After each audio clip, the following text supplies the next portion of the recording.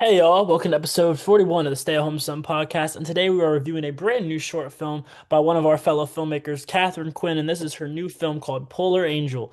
Now, we had a lot of fun interviewing her and reviewing her last short film, so there was a lot of anticipation for this one, and let's say it definitely lived up to expectations. So, Thomas, you want to start with initial thoughts? Because I thought this was a very well done short film.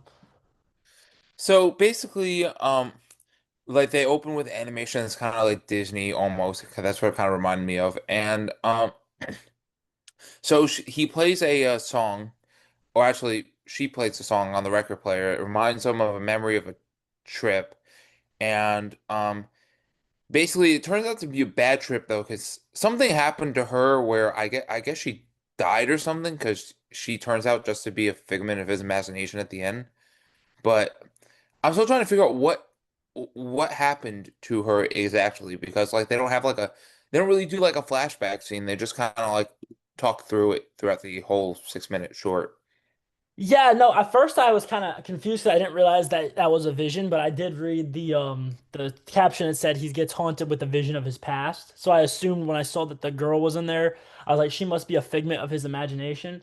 But as it goes on, you start to realize that this is someone he did know in life, and she obviously came to a tragic death.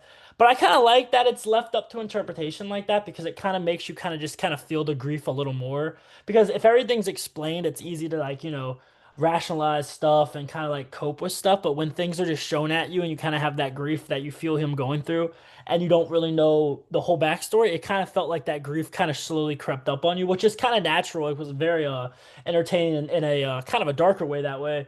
I really liked the visuals. I thought they were really good. One thing I'll say about Catherine's filmmaking is even though she's very early in her stage of career, she has a very distinctive style and her color grading. It's like it's all cohesive, and I think that's pretty cool that she's so early on in her filmmaking career and already has such a like prominent voice like that. I think it's cool because a lot of times when we review these filmmakers that are just starting out or just starting to really hit it hard on the short circuit, and it's kind of like they're still trying to figure out what they want to do, how they want to take it. But she seems like she's very passionate and very like set on her vision, and that's really cool to see with someone that's just really starting out, getting their footing, hitting up the short films and stuff. So props on her for having such a creative vision so early on. Yeah, I think I differ from you though in the fact that like I want like a clear-cut answer. Like it's like killing me on the inside. It's like I want to know like what happened to this lady. Like Yeah, but see, that's the thing, Thomas. See, you and me are feature filmmakers, so we like to make it like from the start, the middle, and the end. But short filmmakers, they're trying to get you to want to keep watching. You know what I mean? So they kind of have to leave you on a cliffhanger sometimes, because if it's like a short and it explains everything, sometimes it won't make you like the best short films are really the ones that make you want to see a feature of it. So I would definitely like to see more from about the story because I was thought it was very interesting. I thought the acting was really good too. I thought that the characters really did that. I thought the male actor did a really good job of kind of showing that trauma of missing her and just the confusion of it all for sure. And I thought the score was really cool. I was expecting more of like a somber kind of score, but the score almost contradicted that a little bit. It was almost more like it almost felt like a shoegazy kind of indie rock song, like very played at a mellow tempo. It was pretty cool. I thought that was a pretty interesting take for that. I personally would have not have thought of that, so I thought that was really cool. yeah, definitely. I thought overall it was a I thought it was a good movie. There was some like I said there it's kind of expected to be some ambiguity with the film, but I personally in general liked it. I was trying to I'm at a loss for words here. But yeah, I mean I generally liked it. I was kind honestly I did not read the caption, so I was kind of shocked when she turned out to be a figment of his imagination because she just seems so real. Yeah, and I think that was intentional to kind of make her real. I kind of think they wanted us to kind of feel that kind of like real connection before the ultimate reveal. And I would say the makeup and prosthetics that they did on like the blood coming from her neck, that was really freaking well done. Like that looks so like that gave me chills low key when I saw that because I was like, wow, that looks really like the real thing. And like she comes across as so elegant and so put together and like almost like it's kind of obvious she's an angel kind of like figure, but like when you first watch it, like wow, this is a very well-spoken, elegant girl. And when you see her reduced to like that blood coming down, you see like she actually died, like probably some type of horrible death. It kind of was jarring at first because like wow, like she just seems so put together and polished, but it's kind of dark at the end, which I agree I liked because it kind of keeps you on edge for sure and makes you want to see more. You know, he had a scar too, so I wonder what happened to him. Yeah, that's the thing. At first, I thought it might have been suicide, but then I was like, wait, he has a thing too. So something probably happened on the trip, and he's probably trying to like cope with it. That's all I could think because he definitely had a visible scar too. That's a good point, Thomas. I wasn't even thinking about that. Yeah, that's a really good point. I think that she probably died in like an accident, and he's trying to cope with that. It's pretty cool. I like how she mentions like the snow and like the snow's gonna be gray when it melts. I thought that was kind of cool. It kind of tunes into the Polarangel sat name because I was a little confused. Like, why is it called Polarangel? Like, that's pretty cool, but I wonder what the meaning of that is. Because Catherine strikes me as a filmmaker who every little bit is gonna have a meaning and detail. So I thought I wanted to see why the name was what it was, and I think that was why. And I thought that was pretty cool. Yeah, maybe I'm being a little nitpicky here, but in the beginning, I kind of could tell that like it wasn't actually snowing outside just because like when she opened the blinds, it was like really bright outside and like it does not get bright when it snows, but I'm just being a little nitpicky there, but that's just something I noticed. Hey, I'll tell you what, man. I got eye floaters, so like when I look at like sun and like white backgrounds, I see like little like squiggly lines. They like the back. I'm gonna get real nerdy on y'all for a sec to tell y'all what eye floaters are, because I kind of like talking about it. Basically, the back of your eye has something called a vitreous humor, and as you age, that collagen breaks up. It starts as a solid, and then it breaks down into more of a liquid. Well, anyway, those solid particles somehow float in that liquid that are still breaking down. So you actually see the reflection of the sun of those particles hitting. So you see a shadow basically in certain lighting. So when it's snowy, I really do see that brightness and I really do see those squiggly lines. So yeah, sometimes when it's snowing, I put my glasses on. That's why I wear sunglasses so much, Thomas. I don't know if you ever noticed, but like I'm never not with my sunglasses on because I don't like seeing them all the time. Mhm. Yeah, fun little fact about me. But I really thought the animation at the start was really good. I would love to hear how she did that because that was really cool. Like I was like trying to figure out how they did that because it almost looked like hand drawn, but then the light came on. It was really cool. It was almost like some like Wes Anderson stuff. It was really cool. Yeah, definitely. I pointed that. Yeah, like I said, I pointed that at the beginning. I thought it was very. I like those little like animated opens like that. So yeah, that was very well done. And another thing I'll give is I say this like every time, and anytime I see a good short film like this, I always mention it. One thing a lot of good short films have in common is they don't have a lot of characters, and this film only having two characters was perfect because it really got you to develop and feel those characters and kind of understand where they were coming from.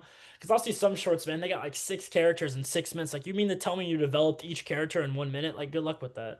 So I think it was. I'll tell you, every single good short film I have ever reviewed on this channel, they have all had at least two characters, or maybe three at the most, but no more than three. Because if you go more than that, it's just like people just start coming out of nowhere, and you're like, "Who are you again?"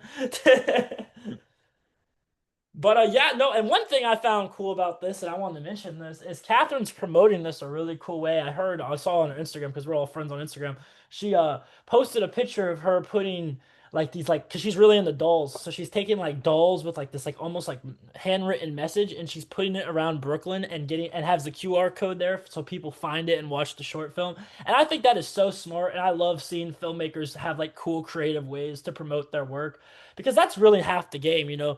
Filmmakers will spend hours making this perfect film, color grading, audio editing, getting it to festival, but then they don't do any work on the back end promoting it. So I love seeing someone have such a unique and interesting way of promoting their film. And it's obviously working. I mean, it's already at like 4,000 views in like a few days, so that's really, really good for a short film. So congrats on her and any filmmakers out there. Be creative with your promotion. Don't just say watch my film with a link on. Have something cool. Have like a flyer, have like a poster. Like for Payne's Branch, I literally bought a bear suit. Well, it was for the movie, but I had a bear suit and I bought like a poster and I was like making videos and stuff, and that got some views. So just be creative with your promotion of your film. And I think Catherine did a really good job of that. And y'all check her out on Instagram and see that because I thought that was really cool. Yeah, Shen, shout out to the 6'7" bear. I think that's our most popular one, right? Yeah, the 6'7" bear, dude, we got like 5,000 views on that or something. Yeah, it worked. It was funny on Christmas morning. My parents, I was like, "Hey, could y'all go down the river and film me?" And I got in the bear costume and I started doing the 6'7" with the poster, trying to get views for a movie. And my parents were just so confused. But you know what? It worked because we're at like 11,000 views basically now. So you gotta do what you gotta do. And I will say to Catherine, congrats on your making your film. I saw that you have a nice little festival run set up for it. You're going to do some screenings, and we hope to see you out there on one of those because this year we're going to be hitting the festival circuit too. So hopefully we meet up, and I think you're really talented. We love your work. Yeah, and overall, I have to agree with you there. I really did enjoy it. Yeah, it was cool. I mean, it was one thing I thought was crazy about it, and this will be like one of the last things I'll say before I wrap up. It's for a somber film, the score and kind of like the mood almost didn't make you feel that sad until the end. It was almost like you were kind of like enjoying just watching the characters banter a little bit. And not in like a comedic way or anything, but like it kind of the dread kind of crept up on you because I didn't really think it would be taking that turn. Because she came across as so elegant and so like defined and whatnot. So I always thought that was pretty cool. I really think the score was something that really stood out to me. I was like, wow, this is not because I feel like most people, if they knew that that was how it was going to end, the score would be a little more, I guess, sad, a little more somber. But the score, it was like some like really laid back, almost like shoegazy indie rock sound. I thought that was really, really cool for a thing. It was definitely contradicted what it was, but it also made the film unique at the same time. So really cool. I also like the color grading. I thought it was cool. Like I said, she has a very cool color scheme in her films. It almost uses that almost like Arctic-y blue. She likes that color a lot. I think that's like really, really cool. It just I like seeing continuity. I like seeing consistency in every film she has. I can tell like even if you didn't tell me she made it, I would watch it like yeah, that's a Catherine Quinn film. And then she'll have the little black star thing because that's like her logo, which is cool. I love seeing filmmakers market and brand themselves like that. It's just great to see. Yeah, she definitely has a creative side to her. I think I talked about the was she was the one that did the French film, right? Yeah, the only one that you could say Okay. because how do you say it, Thomas? Black it bleu, black it bleu. Black, yeah, Black A Blue. See, Thomas took French classes. I was born and raised in the South, man. We don't have none of that down here. But I can't say nothing out of that that makes any yeah, I sense think out her of graphic it. design. I think I asked her something about her graphic design on that interview too. Yeah, she definitely So, wears a lot of hats on her film, which I think is cool. At an indie level, the more you can do, the better. Yeah, that's one thing I wish I could do, man. I am so bad at graphic design. If I could get a graphic designer on the Stay at Home Sons, I would be forever indebted because you and me both don't know crap about graphic design. But we could do about everything else. But yeah, I love seeing people that can do a lot of stuff and have a lot of hats they can wear in their films because they really get a voice that way, and it also saves them a lot of money. But all right, well, yeah, Thomas, you got any final thoughts? um, honestly, honestly just like what I said before, like I thought it was a I thought I like I like you said like I like the banter between the two characters and but like I was kind of and then she disappeared. I'm like, oh, okay. Then is it because I was trying to figure I took a good 5 minutes trying to figure out if she was just a figment of her imagination or if she just like disappeared for whatever reason. Like I didn't know, Yeah, the but only reason I had the scoop on it is because I read the description, but I still, even the description, I though didn't totally give that away. I was just like, okay, it's just talking about a man's dream, so why would there just be, a girl? She must be like a figment of it. But yeah, no, I thought the acting was really top notch. I'll say that the actors are very talented. I think I wish nothing but success for everyone on set for this, man.